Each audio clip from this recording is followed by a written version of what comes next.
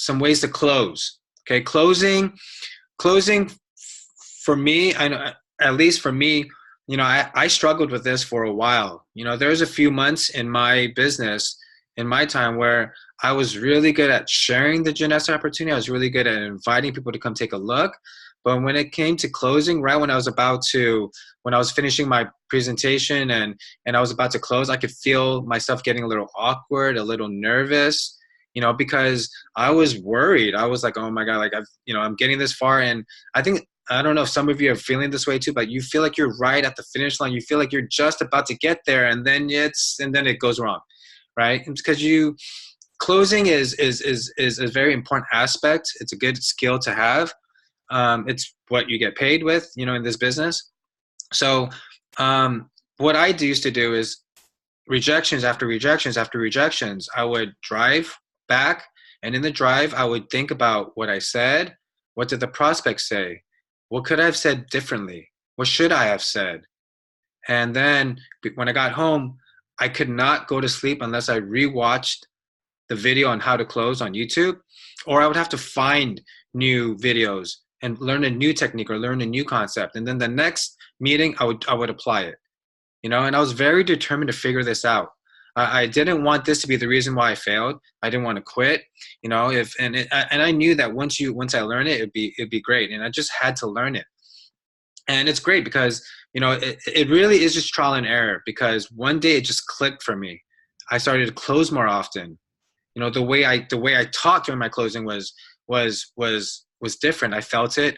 When during my presentation, I was just excited to get to the closing part, because I wanted to share with you guys. I got another person in the business. So it really is trial and error. You guys just have to go out there and try it, do it, learn it, embrace the learning curve. Because we can tell you what to do, but you guys have to actually go out there and do it. Okay, and so before I get to actually showing you guys how to close, I want to share with you guys the mentality of a closer. This is very important because, if you are presenting and then you go for the close and you sound nervous, and you sound unconfident, your prospect can feel that, can sense it, right? If you're not confident, why should they feel confident in joining? Okay? Your mentality should be that you have the most amazing opportunity for this prospect, and you just want to share with them, and it's their loss if they do not take it. And it's simply just that, because we've seen the people that have come to lead have seen the people on stage. When you've been around this more and more and more, you'll see that this opportunity is once in a lifetime opportunity. This team is definitely going upwards. So when you're trying to close, you need to have that mentality. Okay. And so when you're a closer, when you close, you want to act as a consultant or a coach. All right. You don't want to act as a salesman and you want to act more of a consultant or coach. You're the one guiding them to a yes. Okay. You don't want that person to feel like you're just, you're selling them something. We're not selling anything. We're coaching people into a great opportunity. And I'll share with you guys in a bit a 2-step question that's worked really, really well for me. Okay. But really important that you guys want to act as a consultant. Okay. And you obviously want to detach yourself you also want to assume they will say yes. This is very important because that's the confidence you should have. You want to assume they will say yes before you even go to the meeting. All right. The reason why you're going to the meeting is to get the yes. So you should assume they will say yes. Okay. And it's very important that you detach yourself from the outcome. Okay. A lot of times, maybe they're not rejecting you. They're just rejecting the opportunity. Maybe it's just the wrong time. Okay, you want to, and we've learned in this business, no never means no. It just means not right now. All right, I've had friends who said they're not interested, and they're watching us on Instagram. They're watching us. They've seen how much happier I am. They've seen that me and Lawrence are going and Sarah are going on trips, and we're doing something. We're excited about something we're doing while they're just at their office and hating their life. And they would message me, hey Alvin, how you doing? So that thing you're doing, how's it going? And little do they know, they're interested, and they pretty much end up signing up. Okay, so the fact that if they reject you, Maybe you could have done a better job. You just go back, learn, and get better for the next one. But they're always watching you once you do present it to them. Okay, and then you want to be very, very confident. Okay, prospect can smell it off of you. If you're scared, if you're nervous, you want to have a strong posture. Okay, you don't want to. Your body language tells it all. Okay, and for this, there's a saying where they say it's not what you say, it's how you say it. Okay, you can just be saying gibberish, but it's how you say it, and you get the point across. And so a lot of you guys, when you guys are closing, sometimes you don't know everything about the product, you don't know everything, but just the excitement you have, just the confidence you have, the belief, the conviction that you're speaking with will tell this person, hey, I don't know what this person's saying right now, he makes no sense, but whatever he's saying, I want to be part of it. Okay, so it's very important to be confident and have a strong posture. But there are times, even now for me, sometimes you don't really get the close, but you don't get a no. You get them to want to know a little bit. They want to know something else. So you have to remember, you never end a meeting unless you book another meeting. All we're doing is exposing the prospect to the opportunity. So you want to go exposure to the next exposure to the next exposure. So if your client, or if your prospect is saying, you know what, I need to go back and think about it. Don't just say, okay, sure, let me know when you're ready. Okay, if you're going to go back and think about it, how many days do you need? Or when's the next time, we can talk about it again? What do you need? What else? Do you have any other questions? Right? And they say, I want to learn more about the product. Okay, you know what? Then you set up the next meeting to talk about the product only, because you know that person is just interested in learning more about the product. So it's very important, to have these kind of mentalities of a closer before you're going in for the close, before even going into the meeting. You want to be ready for the close. Okay. And so the next part is a 2-step question that I want to share with you guys that's worked really, really, really well for me. Okay. Is the first one is, what did you like best about what you saw or heard? This is usually after the presentation. This is usually when, at lead. This is after the event. If the presenter after. The reason why is because, a lot of times in the very beginning, I would ask, so what did you think? And when you ask that question, you set them up to give you a negative answer. They may tell you their objection. They may tell you something they didn't like. And then you just ruin the whole momentum of your presentation. Instead, you want to set yourself up for a positive answer instead of an objection. You basically want to ask a question where you're going to get a yes, right? So what did you like best about what you saw or what you heard? And they may say, oh, I love the product. Yeah, I love the product too. They may say, I love the team commission. Yeah, I love that too. That's my favorite part. Whatever they say, it's in your favor. Okay, and that's what I love about this question. And they're literally telling you what is going to get them to sign up. Okay, so then the next question after I ask that is, on a scale of 0 to 10, being 0 being you're not interested at all, and 10 being you are ready to try this product or this opportunity, where do you think you're at? Okay, and let them answer. It might, sometimes it's an awkward silence. Sometimes, for this, any number above a 1 is good. Okay, a 2 means they're somewhat interested, but they just need to be convinced. Any number above a 1 is good.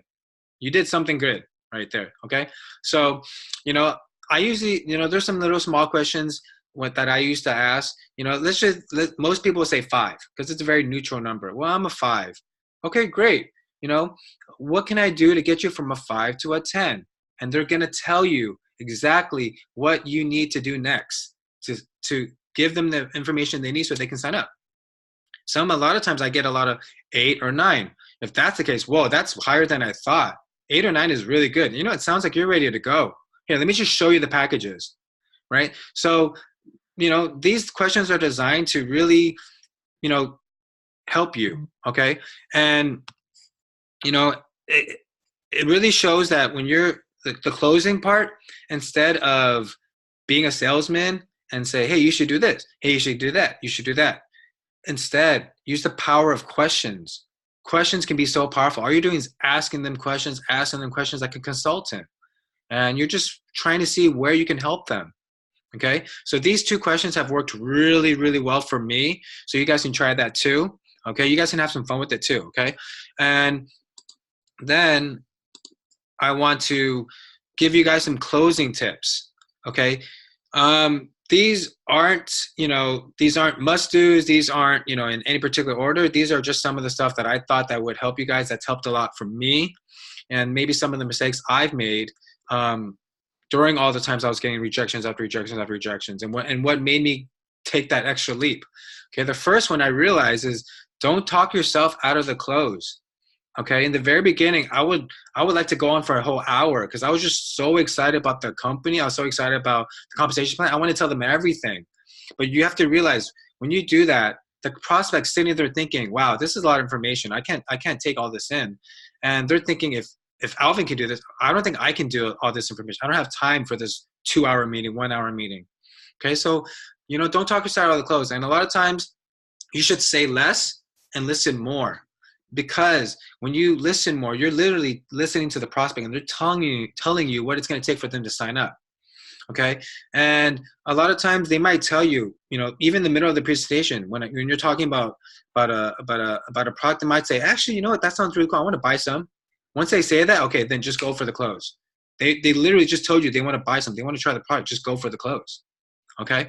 Sometimes when you say a little too much, then they have to go back and think about it because they have to process it. So say less, listen more, and don't go off topic.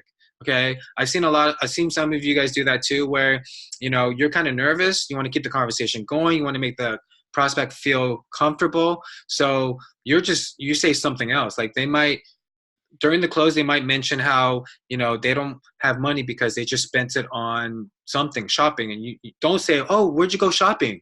Oh, you went shopping? I did. Like, that has nothing to do with the closing. So you don't want to go off topic. Once you say that, you just lost the momentum. They're not thinking about closing anymore. And it kind of just messes up the rhythm of your meeting. Okay. Another thing is don't argue or debate.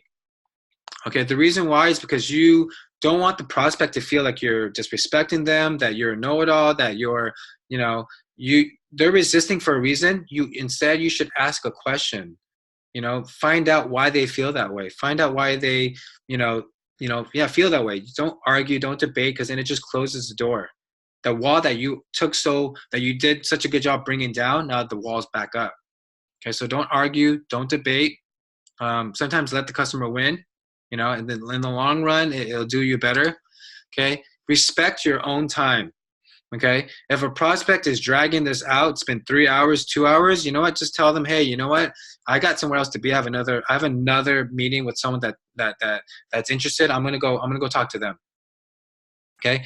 And the reason why this is good too, because you don't seem so desperate. You stick to your time. If you only, meetings should only go an hour, hour and a half. Any longer, it's a little too long. And it makes you look more professional. It makes you look like you're not desperate. And when you leave, they may see the opportunity, walk away while you're walking away. Okay? So don't be afraid to leave if they're taking too long, if you feel like the prospect is just leading you on, telling you what you hear, but it's just too afraid to start. Okay? But before you leave, make sure you plan the next meeting, exposure to the next exposure. Okay? And really, the prospect has nothing to lose, but everything to gain. So I tell this to the prospect, you really have nothing to lose. You have everything to gain. There's no risk involved in Jeunesse. You have no contract you have to sign. You have no overhead costs. You don't have to have a storefront, right?